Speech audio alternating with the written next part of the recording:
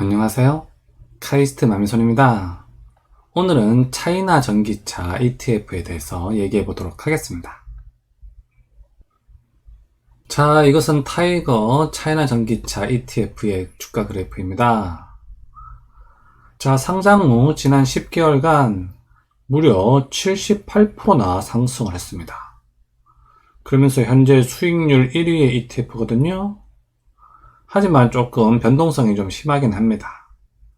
30% 상승했다가요, 다시 30% 하락했다가 다시 70% 상승을 해서 현재 78%를 상승한 그런 상황입니다. 자, 이렇게 크게 상승을 했는데요, 그래서 현재 개인분들이 이 ETF에 많이 투자를 하고 계신 상황입니다. 자, 하지만요, 여러분들 이런 뉴스 보셨을 텐데, 시진핑이 공동부유 압박을 해서 중국의 대표적인 기업인 알리바바가 18조를 내놓고요, 텐센트가 9조 원을 내놓기로 했다, 이런 뉴스 보셨을 겁니다. 자, 요즘 중국에서 이 공동부유라는 용어가 많이 나오고 있죠. 자, 이 중국의 공동부유, 이건 무슨 뜻인지 아실 겁니다.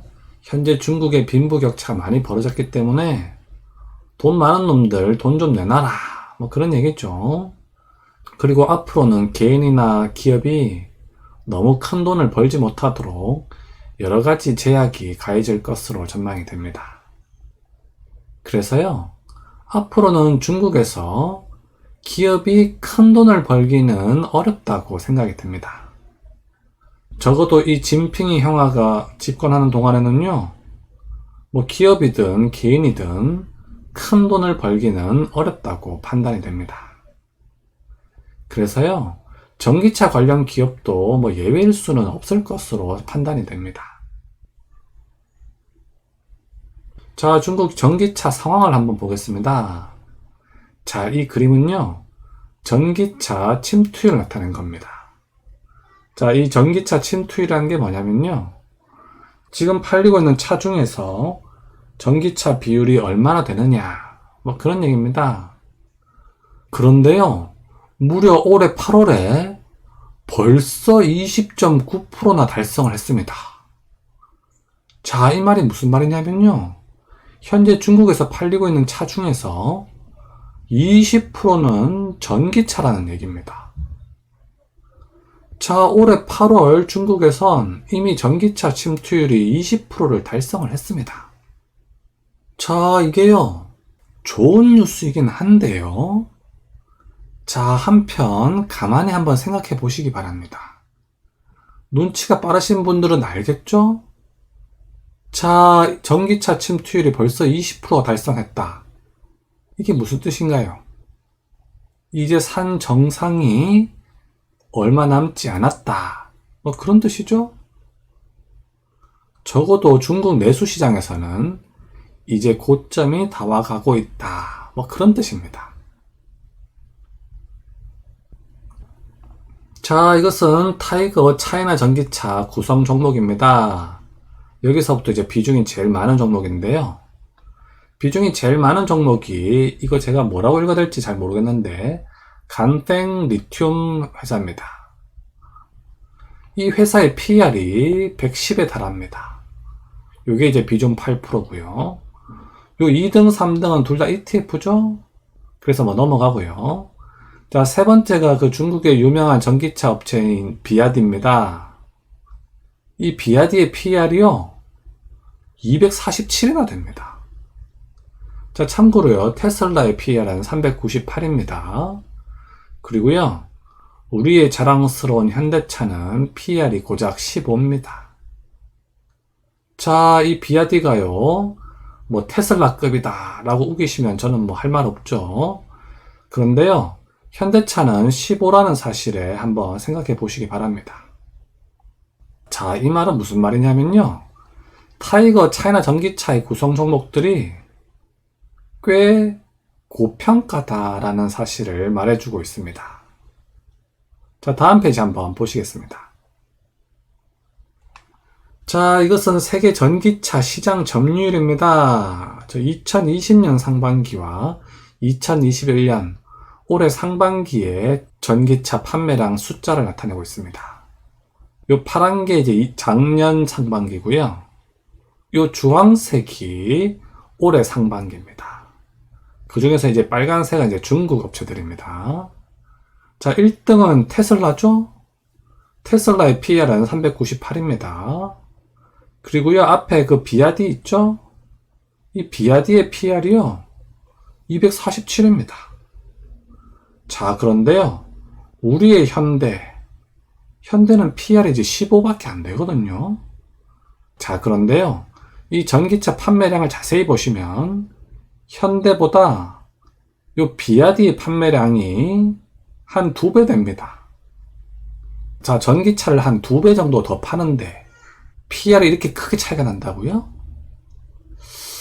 자, 제가 봤을 때는요, 조금 고평가가 아닌가 이런 생각이 들거든요. 자, 참고로 비아디는 중국 내수 시장을 등에 업고 이 정도 판 겁니다. 이렇게 중국 내수 시장을 등에 업은 상태에서 현대차보다 고작 2배를 더 팔았는데 PER이 이만큼 차이가 난다. 자, 뭐 생각하기 나름이겠죠. 제가 보기엔 조금 고평가인 것 같은데 여러분들 판단에 맡기도록 하겠습니다.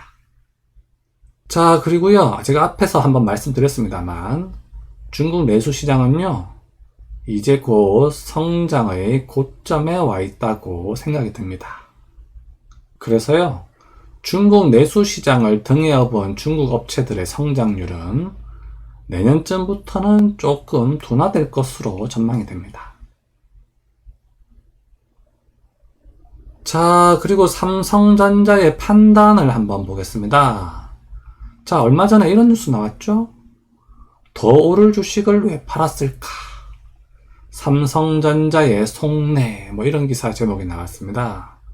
자, 그 기사 내용이 뭐였냐면요, 삼성전자가 중국의 비아디, 그 아까 전기차 업체 있죠? 그 전기차 업체에 주식을 좀 많이 갖고 있었는데 그걸 거의 다 정리했다고 합니다. 자, 업계에서는 더 오를 텐데 왜 팔았느냐, 이런 반응을 한다고 해요. 자, 원래 1.9%인가 가지고 있었는데 0.3%만 남기고 모두 팔아치웠다고 합니다. 자, 그래서 투자이익을 1조 5천억 원 거뒀다고 하네요. 자, 그런데요, 이 기사에서는 지금 더 오를 텐데 왜 팔았냐, 이런 기사 내용이죠. 자, 그런데요, 이 기자가 삼성전자를 너무 바보 취급하는 거 아닌가, 그런 생각이 듭니다. 자, 삼성전자가 최근 비아디 주식을 대거 매도했습니다. 더 오를 주식을 왜 파냐고요? 여러분들, 우리나라 1위 기업인 삼성전자가 바보일까요? 더 오를 주식을 왜 팔겠어요? 삼성전자가 돈 1조 5천억 원이 부족해가지고 더 오를 주식을 팔았겠어요? 당연히 삼성전자는 지금이 고점이라고 판단을 한 겁니다. 자, 우리의 국민기업 삼성전자가요, 우리나라 투자자들을 위해서 사인을 준 겁니다. 우리의 국민기업 삼성전자가요, 아주 친절하게 우리나라 투자자들을 위해서 사인을 준 겁니다. 이 사인이 무슨 뜻인지 모르겠다고요? 그럼 할 수 없죠. 자, 그래서 제가 한번 대안을 한번 얘기해 보겠습니다. 자, 타이거 차이나 전기차 ETF가요, 지난 10개월간 수익률이 한 78% 정도 됩니다. 그런데요, 30% 올랐다가 30% 하락했다가 다시 70% 오르는 좀 등락폭이 좀 심하죠? 그런데요, 카마 추천 종목 3번을 보시면요, 이 동일한 기간 수익률이 65%에 달합니다. 자, 이 숫자는 환율 변동을 포함한 숫자입니다. 이 주가 차트를 보시면 아시겠지만 이렇게 아주 안정적으로 상승을 합니다. 자, 여러분들 같으면요, 30% 상승했다가 30% 하락했다가 다시 70% 상승해서 이렇게 78% 가는 거 하고요. 이렇게 안정적으로 상승하면서 65% 가는 거 하고 둘 중에 어떤 걸 선택하시겠습니까? 저 같으면 요 오른쪽을 선택할 것 같은데요. 뭐 판단은 여러분들에게 맡기도록 하겠습니다. 자, 그리고요. 대안 또 두 번째가 있습니다. 자, 이것은 카마 추천 종목 5번인데요. 이 동일한 기간 수익률이 71%에 달합니다.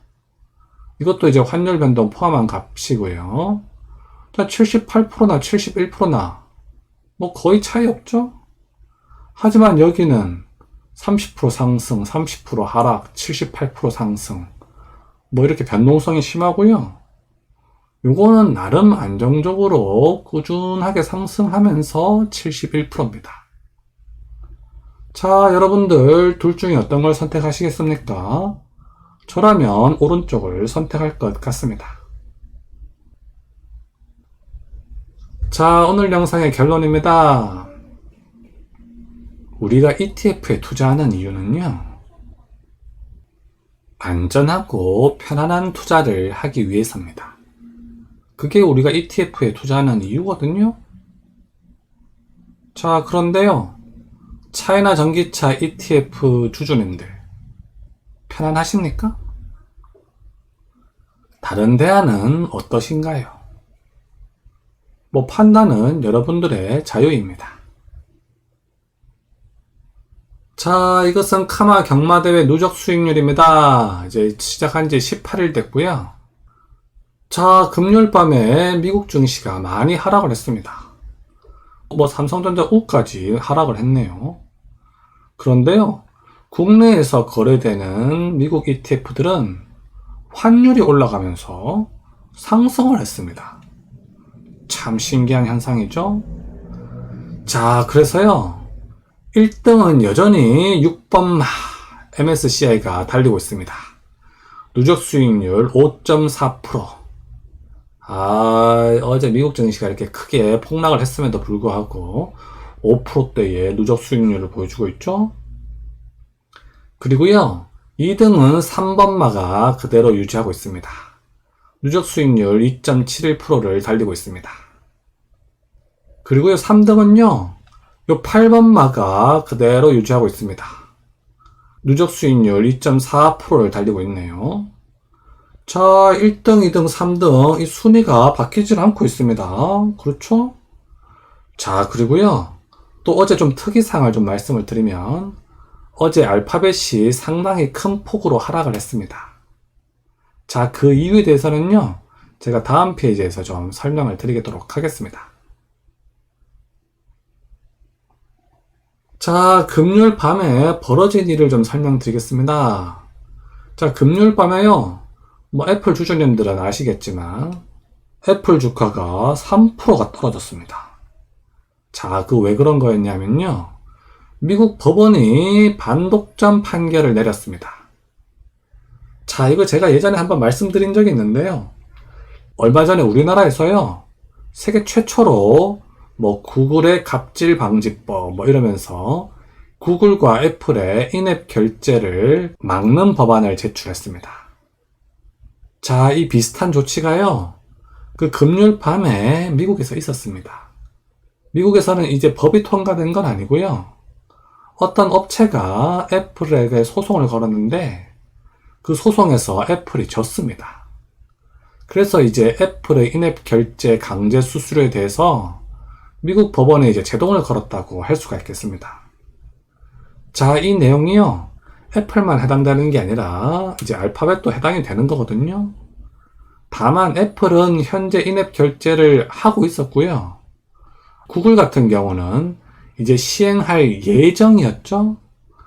그래서 알파벳은 비교적 좀 덜 떨어졌고요, 덜 떨어져서 한 1.8% 정도 떨어졌고요, 애플은 현재 인앱 결제가 되고 있는 상황에서 이게 막아졌기 때문에 하락폭이 좀 더 컸다고 할 수가 있겠습니다. 자, 이렇게요, 금요일 밤에 애플과 알파벳의 주가가 많이 폭락을 했습니다. 그래서 월요일날 미국 테크 탑10 ETF 있죠? 그 ETF의 가격이 상당히 많이 내려갈 것으로 전망이 됩니다. 자, 오늘도 제 영상 시청해주셔서 감사드립니다. 항상 건강하시고요. 여러분들의 투자에 행운을 빌겠습니다.